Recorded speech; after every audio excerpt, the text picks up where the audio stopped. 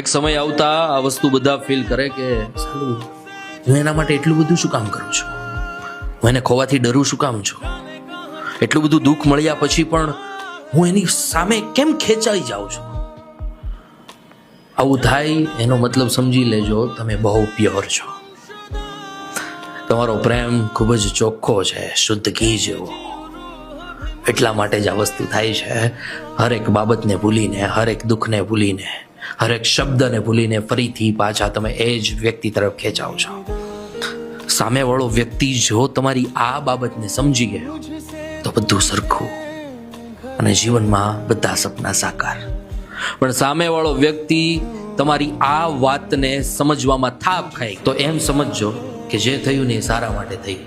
કેમ કે આવા વલોપાત કે જે તમને ખેંચીને એની બાજુ લઈ જાય તોય સામેવાળો વ્યક્તિ સમજી ના શકતો હોય ને, તો તમારી મૂર્ખામી છે કે હજી તમે ત્યાં જ ઊભા છો. સમજો છો?